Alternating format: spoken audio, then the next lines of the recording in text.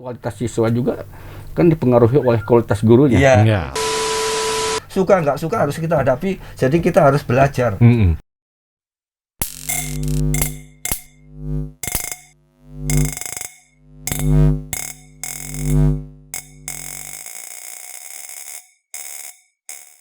Nah, kita beranjak kembali ke Pak Suwadi terkait dengan peran dari BTKIP sendiri dan juga platform dunia pendidikan untuk penguasaan berbasis TIK dan digitalisasi pendidikan. Apakah ini mempengaruhi, Pak, terkait dengan salah satunya penilaian dari akreditasi sekolah dan juga penilaian untuk para guru sendiri dalam mengembangkan diri dan juga penilaian terhadap para ASN guru khususnya dan juga guru-guru kontrak lainnya, Pak? Sangat signifikan. Jadi gini ya, dalam akreditasi kita kan ada empat hal. Satu itu pertama kaitannya dengan mutu lulusan, itu 30% kalau di. Kemudian ada proses pembelajaran 25%. Kemudian mutu guru itu 15% dan manajemen sekolah. Jadi yang terkait kita itu yang pokok di sini ada proses pembelajaran dan mutu guru. Jadi biasanya kami akan melihat proses pembelajaran berbasis IT tidak. Makanya kadang-kadang sekolah itu menampilkan apa yang terbaik, yang biasanya guru-guru tidak menggunakan basis IT, dia menggunakan. Jadi perangkat-perangkat itu. Jadi dia menggunakan video-video pembelajaran. Itu biasanya kami harapannya meskipun ini sampel, biasanya kami kan membuat sampel. Jadi ada 2 guru gitu, di kelas berbeda. Harapannya nanti semua guru itu memang menggunakan proses seperti itu pembelajarannya. Supaya nanti ini kan sebenarnya kan random. Kayak kami ambil tuh sampel aja 2 orang karena keterbatasan waktunya juga. Kemudian yang kedua terkaitan dengan mutu guru. Guru-guru kita itu ada nggak peningkatan kapasitas? Ada nggak dia pelatihan-pelatihan? Harapannya kalau dengan guru-guru sering dilatih, kemudian dia pun memiliki bekal keilmuan, akhirnya kan proses pembelajaran jadi semakin baik. Gitu. Efeknya ke siswanya. Nanti kalau di Bandung itu ada siswa abad 21 itu. Jadi memang aja. Apa artinya? Siswa itu harus terbiasa familiar dengan IT world, dengan dunia IT itu harus terbiasa. Jadi penggunaan platform, penggunaan apa yang berbasis IT itu siswa harus harapannya memang mulai dari tingkat dasar, kadang-kadang di MI, SD, SMP, Sanawiyah, SMA, SMK memang harusnya sudah terbiasa seperti itu. Nah ini yang biasanya jadi penilaian di visitasi akreditasi sekolah. Gitu. Jadi itu selain di manajemen sekolah. Jadi kalau manajemen sekolah itu hanya 15% bobotnya. Jadi yang banyak di situ adalah mutu lulusan, termasuk output lulusannya, kemampuan siswanya itu terbiasa nggak di butirannya instrumen itu. Dia siswa abad 21 seperti apa, mengenal nggak dengan dunia IT, gitu tuh. Jadi terbiasa nggak dia kolaborasi, seperti itu. Kemudian di mutu guru itu 15%, proses pembelajaran 25%. Jadi bobotnya besar-besar. Gitu ya. Itu berdampak pada akreditasi sekolah sendiri, berdampak dengan akreditasi. Nanti hasilnya itu apabila itu rendah ya memang seakhirnya ini yang perlu juga diwaspadai sekolah-sekolah yang kemarin akreditasinya A, waktu itu kan belum menggunakan sekarang itu sudah mulai dari segala. Harapannya tidak ada penurunan. Gitu. Jadi karena ada beberapa sinyalemen tuh yang tadinya A bisa jadi setelah di Bandung itu ada desk monitoring sistemnya bisa melihat mengalami penurunan nggak kinerja. Gurunya mau nggak ikut pelatihan. Harapannya kalau guru-guru kita punya sudah ikut pelatihan, kemudian dia punya sertifikat, kemudian punya inovasi pembelajaran, itu yang akan jadikan dimasukkan di Dapodiknya. Kalau di Kemenak ada emis data-data seperti itu. Akhirnya dibaca oleh desk monitoring sistemnya BAN, akhirnya diambil. Ini sekolah ini secara otomatis sekolah ini ada penurunan, sekolah ini tetap gitu. Makanya kadang-kadang sekarang ada beberapa sekolah langsung dinaikkan, langsung diperpanjang. Karena kita punya kuota juga terbatas. Tapi ada juga sekolah-sekolah yang penurun.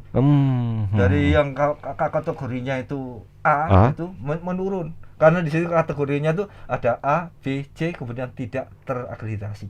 Gitu. Masih banyak yang tidak. Ada beberapa sekolah, tapi yang nggak banyak, tapi ada beberapa sekolah yang perlu juga diwaspadai oleh sekolah-sekolah. Jangan terlena dengan kategori yang sudah A. Kemudian dia tidak punya kreasi, gitu loh, tidak punya inovasi baru. Akhirnya minimal ya tetap, gitu loh. Syukur-syukur kalau bisa itu dipertahankan, dinaikkan nantinya. Kalau misalnya tadinya sekolah itu yang kategori C, Ada juga yang mengalami penurunan. Setelah dibaca tuh kok ini menurun. Oh iya. Gitu. Akhirnya dibaca oleh BAN, ini perlu visitasi, jadi sasaran visitasi lagi. Itu berarti terkait dengan apa yang sudah diarahkan oleh Menteri kita, Menteri Pendidikan kita, Pak, terkait dengan bagaimana peran sekolah penggerak sendiri, Pak, ya? Untuk itu seperti apa, Pak, sinergi dengan pihak atau MKKS sendiri untuk bagaimana sekolah sebagai yang berakreditasi A yang bisa dikatakan sebagai sekolah penggerak itu bisa membantu sekolah-sekolah yang mungkin masih B, C, bahkan tidak terakreditasi. Nah, itu bagaimana peran dari pihak MKKS sendiri, Bapak sendiri bagaimana mensinergikan hal tersebut? Kalau di tempat kami sendiri di tingkat SMA karena terbatas, karena per kabupaten biasanya kan ada. Oh ya. Karena ada. Lah ini biasanya kami kerjasama dengan MKKS mensosialisasikan hal-hal yang terkait dengan ini, dengan apa akreditasi sekolah, persiapannya. Jadi setiap data-data itu dilengkapi. Mulai kan harapannya 3 tahun. Oh ya, jadi 3 tahun. per 3 tahun. Nah, nanti akreditasi itu berlangsung sampai 5 tahun. Setelah itu ada apa ini nanti langsung diperpanjang kan? Atau nanti reakreditasi lagi. Kalau dia menunjukkan penurunan kinerja. Jadi bahasanya kan performance sekarang, basis kinerja. Jadi kalau kinerjanya menurun, jadi sasaran akreditasi lagi. Tapi kalau kasusnya tetap atau meningkat, dia tidak, langsung dia perpanjang. Itu jadi shortcutnya supaya langsung saja, karena terlalu banyak. Nah, kita itu punya kalau nggak salah lebih dari 1000 yang memang jadi sasaran. Tetapi apa dibatasi kalau ini masih signifikan saja, tidak perlu reakreditasi lagi, cukup langsung diperpanjang. Tapi kalau dia tuh kinerjanya menurun, itu jadi sasaran akreditasi. Berarti memang dengan shock terapi, Pak, ya, dalam kajian di masa Covid ini, teknologi menjadi salah satu prioritas penting dalam salah satu mendukung pertahanan daripada bahasa sepak bola, Pak, pertahanan untuk menguatkan bahwa di posisi akreditasi itu bukan cuma dari nilai poin dari A itu sih, tapi bagaimana memang outputnya sendiri, Pak, ya. Harapannya memang sekarang itu tidak zamannya guru-guru itu tidak mau belajar IT. Iya, harus itu, Pak. Itu harapannya tuh. Jadi meskipun old style, guru-guru yang lama yang ibaratnya itu yang sudah lama, jangan melihat ada kan guru itu saya sudah mengajar 25 tahun. Sebetulnya mengajarnya itu baru seperti awalnya. Nggak berubah ya, Pak. Nggak berubah. Harusnya memang ada perubahan. Karena dunianya yang dihadapi juga berubah. Dunianya berubah. Ada yang seperti oleh Pak Iksan tadi. Jadi ada mindsetnya bahwa kita itu menganggap perlu memang kemampuan itu, suka nggak suka harus kita hadapi. Jadi kita harus belajar. Kalau masih ngajar seperti dulu. Kalau masih seperti dulu kan sama. Siswa bisa jadi nggak jadi zamannya lagi, misalnya pengalaman mengajar 25 tahun kemudian jadi sadaran tidak. Justru kadang-kadang guru-guru muda, Pak, mohon maaf, jadi guru-guru muda itu karena sudah terbiasa dengan IT-nya, akhirnya jadi Pak, semakin bagus. Lebih bisa diterima oleh siswa ya. Cara mereka mengajar gitu. Kalau dengan kaitannya dengan dunia IT-nya. Dunia IT-nya. Oke. Berarti dengan Pak Ihsan sendiri, sinergi yang seperti disampaikan, peran platform dunia TIK ini sendiri berhubungan dengan keberadaan akreditasi pada sekolah. BTKIP sendiri bagaimana, Pak? Berkolaborasi atau sinergi untuk mensosialisasikan ke pihak MKKS sendiri seperti Pak, apa? Sebetulnya kalau tugas pokok BTKIP itu udah jelas ya. Kita diberikan tugas untuk menjadikan guru itu punya kemampuan untuk membuat, mengembangkan dan memanfaatkan teknologi itu di semua jenjang. Di semua jenjang artinya kita SMP, SMA, SMK, STMI, dan bagi kita itu memang kewajiban, kewajiban, karena kita nggak mungkin kita mengasih gini loh, pemanfaatan teknologi hanya SMA dan SMK, sedangkan SD, SMP tidak kita support. Jadi ketika SD dan SMP ini melanjutkan ke jenjang lebih atas, itu mereka kan nanti akan ketinggalan. Benar. Jadi mereka memang harus sudah betul-betul familiar dengan TIK gitu ya. Kami juga berharap guru-guru itu juga jangan sampai mereka seolah-olah sudah ini aja. Apa adanya aja. Ya kan?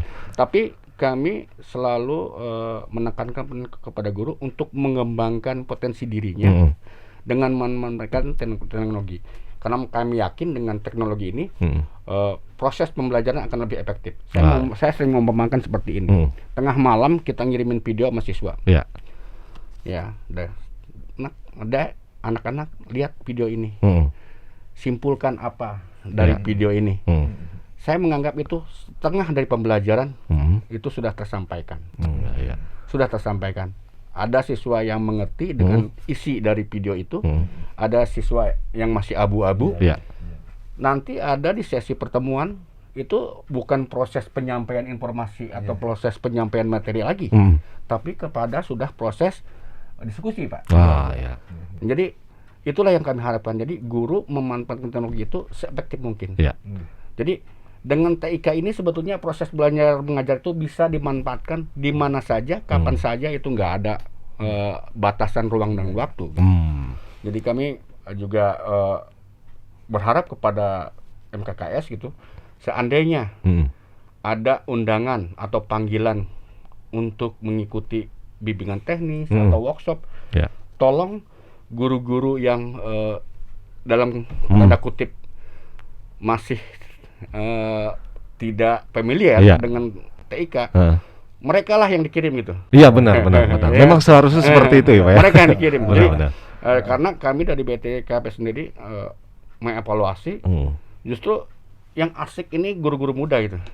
Kami pengen nanti satu saat kami berhadapan dengan guru-guru yang betul-betul sepuh gitu. Iya, benar. Jadi kami kerjasama kita dengan MKKS, seandainya ada kegiatan peningkatan mutu guru, baik yang dilaksanakan oleh Dinas Pendidikan Provinsi ataupun oleh BTKP, kirimkan gitu.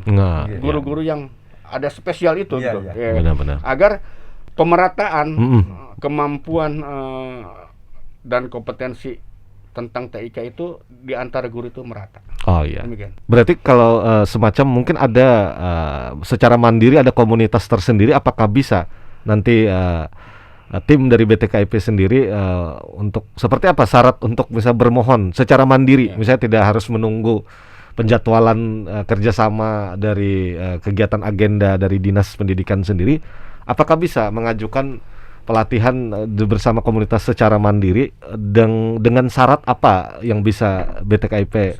Sebetulnya ada komunitas-komunitas TIK, guru-guru yang memang mereka senang dengan TIK, mereka di daerah itu membentuk komunitas sendiri. Jadi mereka membentuk komunitas, mereka juga merangkul teman-temannya yang memang kesulitan dalam memanfaatkan itu udah satu poin yang baik, Pak. Artinya kewajiban BTKP dan Dinas Pendidikan Provinsi sudah terbantu dengan komunitas itu. Satu itu. Kedua-dua, BTKP siap kami datang kapan saja ke daerah, ke sekolahan atau ke komunitas. Kalau memang itu dipinta, silahkan berkirim surat kepada kami, jadwalnya kapan dan apa sih yang tema apa yang akan kita diskusikan di sana. Jadi kami akan melayani untuk itu gitu mereka. Berarti memang harapannya yang ingin bisa seperti Pak Ihsan bilang, lebih bukan cuma untuk guru muda tapi untuk guru yang masih asing dalam masih harus beradaptasi ya Pak ya. Nah, bagaimana harapan terkait dengan pihak dari pengawasan sendiri Pak, bagaimana peran nanti ini harus benar ada target tersendiri nggak Pak untuk nanti sejauh mana dari survei nanti kita di akhir mungkin pandemi ini tidak akan berakhir tapi akan menjadi endemi. Bagaimana mengkolaborasikan ini dari pengawasan sendiri atau nanti dari penilaiannya seperti apa? Harapan Bapak sendiri bagaimana Pak kita di Banua? Pertama, kalau untuk wilayah-wilayah yang biasanya jadi ibaratnya kalau di pengawas itu ada sekolah-sekolah binaan. Tiap kali waktu kita ada kunjungan kita sampaikan perlunya penggunaan TIK, kemudian juga sosialisasi tentang produk-produk dari BTIKP. Itu tiap kali memang kami sampaikan. Nah, khusus untuk daerah-daerah yang kadang-kadang yang tidak terjangkau waktu, kami biasanya kami lakukan waktu akreditasi Pak. Jadi kalau akreditasi kan wilayahnya ibaratnya provinsi tergantung nanti SK-nya diletakkan di mana. Kadang-kadang di daerah remote, daerah-daerah jauh yang sinyal tidak ada, nah itu kadang-kadang kami sampaikan juga supaya nanti kalau bisa ada ada satu saat sekolah itu mengadakan seperti studi banding, mau datang. Jadi tahu persis gimana nantinya pembuatan video-video pembelajaran langsung ke BTIKP. Itu yang daerah-daerah yang tidak terjangkau, baratnya itu sinyalnya juga sulit. Memang ada wilayah-wilayah kita yang seperti itu. Ya, diakui memang di tempat kita masih ada Pak. Wilayah-wilayah yang sinyalnya itu memang masih sulit. Yang 4% itu. 4% itu. Yang sangat sulit. Oke, ada lagi Pak mungkin yang di sesi kita terakhir ini yang ingin ditambahkan? Kedua ya harapannya itu semua kegiatan-kegiatan TIK itu kami berharap sekali senantiasa didukung oleh BTIKP, dan saya yakin Pak Iksan sendiri pasti nanti akan mendukung kegiatan-kegiatan selama itu memang berefek baik bagi guru. Nanti efeknya juga ke siswa juga. Kalau gurunya mahir, nanti siswa-siswa juga akan melakukan sesuatu. Itu saja Pak Suwadi. Pak Ihsan bagaimana menanggapi dengan harapan dan juga target BTKIP tidak hanya seperti Bapak sampaikan, tapi sekarang jemput bola ya Pak ya.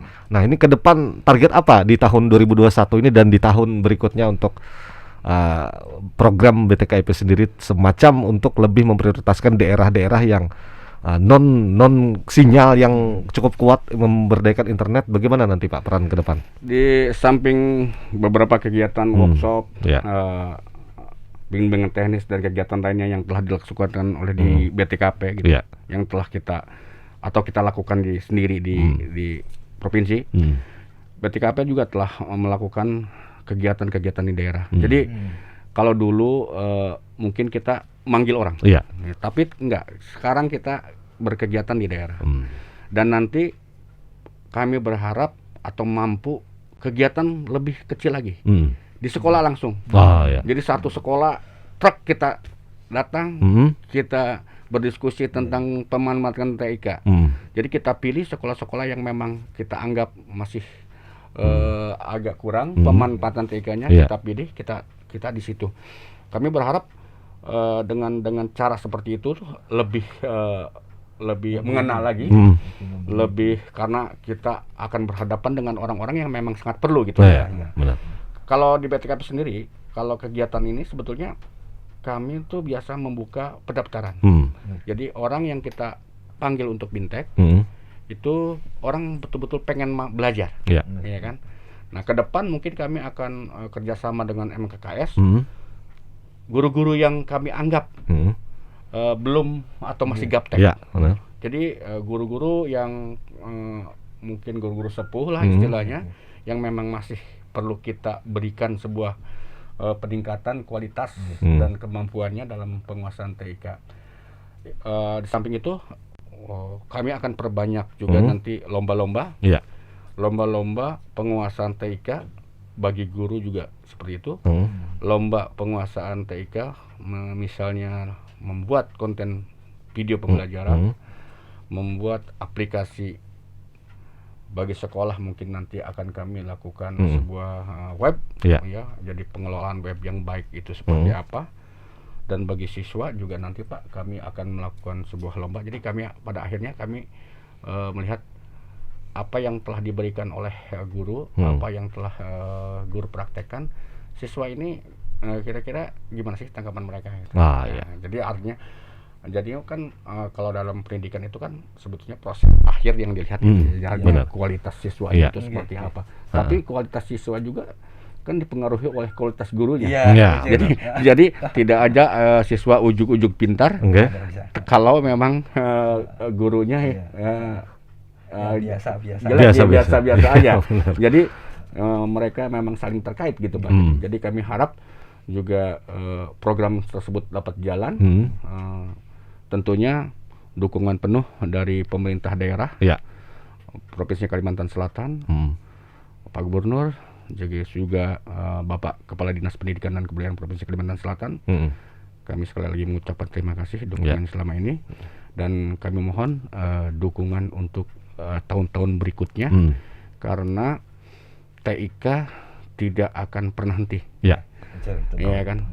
Jadi kita harus sepakat proses pembelajaran daring yang sekarang kita lakukan karena ada pandemi itu tidak akan pernah berhenti. Iya toh. nantinya kesananya akan ada proses pembelajaran dua model. Daring dan luring. Wah, ya. Oleh karena itu support pemerintah daerah, baik sarana prasarananya ataupun peningkatan kualitas guru itu agak betul-betul lebih difokuskan untuk itu, agar nanti ada pemerataan penguasaan. Jangan sampai nanti karena sistem sudah berubah, pemerataannya belum, di ujung pendidikan itu ada kesenjangan kualitas antara sekolah di kota dengan sekolah di daerah. Dan itu kita harus hati-hati sekali di situ. Demikian, Pak. Oke. Nah, terakhir nih Pak Suwadi terkait dengan, nah ini salah satu juga platform yang kita baru ini, podcast ini. Apa tanggapannya Pak terhadap keberadaan podcast kita Suara Edukasi Banua ini? Mudah-mudahan ini bisa menjadi viral dengan keberadaan ini. Tanggapan Bapak Pak dengan keberadaan kita platform khususnya podcast kita ini, harapannya ke depan seperti apa Suara Edukasi Banua kita ini? Saya cukup salut Pak. Jadi pertama ini memang untuk bagi kami sendiri ini adalah pertama kali. Jadi awal-awalnya tapi melihat setelah kita berjalan seperti ini, kelihatan tuh enak sekali. Jadi nanti suatu saat itu bisa sekolah suatu saat Pak ya. Mungkin perwakilan kita bisa semuanya, tapi perwakilan tuh mengalami sendiri. Jadi podcast seperti ini cukup menarik ya. Kemudian informasi-informasi yang disampaikan menjadi lugas, enak gitu, kita dengarkan. Santai gitu ya Pak ya. Gitu. Itu yang dan nantinya ke depan Pak, kami dari BTKP ini berencana podcast ini kami anggap bukan milik BTKP. Tapi ini miliknya dunia pendidikan di Kalimantan Selatan. Oleh karena itu akan kami isi dengan para guru-guru yang bisa menginspirasi, para siswa yang bisa menginspirasi ke teman-temannya. Jadi justru kami akan lebih ke sana. Arahnya kami akan memberikan ruang podcast ini untuk rekan-rekan guru di daerah dan adik-adik pelajar yang nantinya kami harap bisa menularkan sebuah gagasan dan pemikiran kepada rekan-rekan lainnya. Betul. Jadi tidak kami isi untuk BTKP, tapi ini akan kami isi untuk dunia pendidikan di Kalimantan Selatan. Silakan menghubungi BTKP kalau memang mau coba-coba. Kami dengan senang hati akan memberikan fasilitas ini. Dan Pak Suwadi, mungkin salah satu kalimat yang bisa memberikan semangat untuk para guru, singkat saja Pak, apa yang mungkin akan Bapak sampaikan untuk para guru kita di Kalimantan Selatan? Guru-guru kita maju terus, pantang mundur menghadapi pandemi ini. Pasti kemampuan IT kita sangat mendukung sekali di proses dan pembentukan karakter anak. Luar biasa. Terima kasih. Dan Pak Ehsan sendiri, apa Pak keluh dan harapan dan kalimat yang bisa memberikan motivasi bagi para guru, murid dan juga para komunitas kita dalam membumikan TIK ini sendiri, TIK ini sendiri di Kalimantan Selatan? Pokoknya belajar dan berubah. Luar biasa. Gitu. Oke, kita berikan tepuk tangan untuk kita semua. Terima kasih banyak Pak Ehsan Muhtar atas segala kesempatan ini, dan kita akan berjumpa di episode podcast Suara Edukasi Banua berikut. Demikian saya host Rano Melu mengucapkan terima kasih banyak. Assalamualaikum warahmatullahi wabarakatuh. Waalaikumsalam warahmatullahi wabarakatuh.